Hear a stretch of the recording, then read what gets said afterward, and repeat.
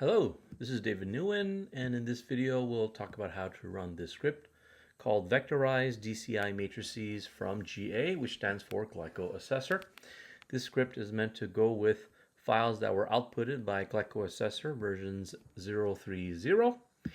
This version of Glycoassessor will pump out CSV files that are structured like this.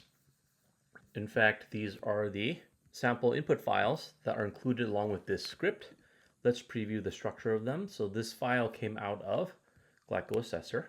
When we preview it, we see that it has these 6 columns.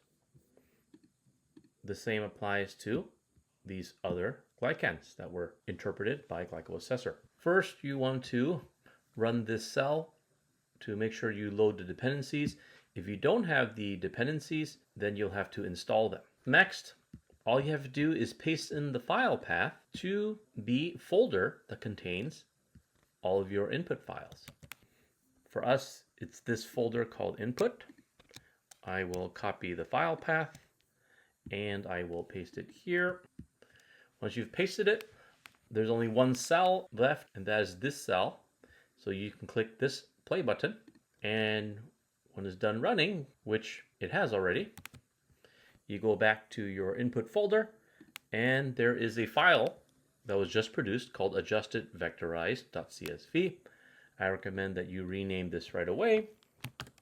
I also recommend that you move it out of this folder, because every time you run this script, it produces a file of the exact same name that will replace the previous file in the same folder.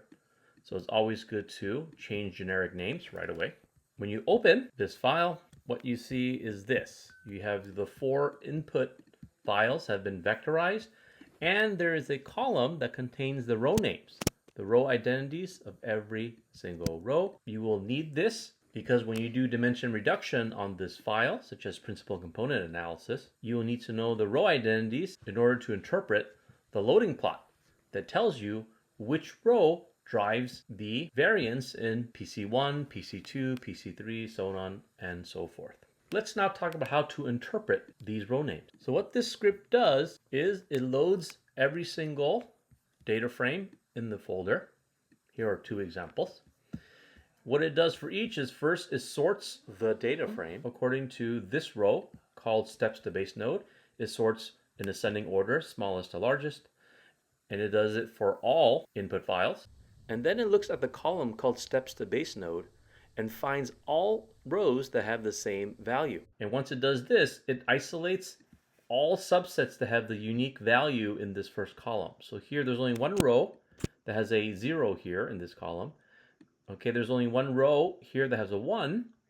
But because on this side, this glycan, there are 2 rows that have the number 1, the script adds a blank row here, and the X's will be filled with zeros in the script. What the script does is that it finds all subsets that have more than one row, and it will sort just that subset according to this column right here. It'll sort from lowest to highest, ascending order. So unique values in this column that only have one entry don't get sorted, but any unique value that has more than one entry will get sorted according to this second column.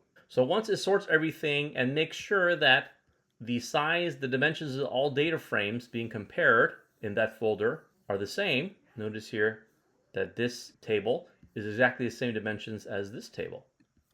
Once that's done, what it does is it then vectorizes, meaning it takes this column and places it underneath this column.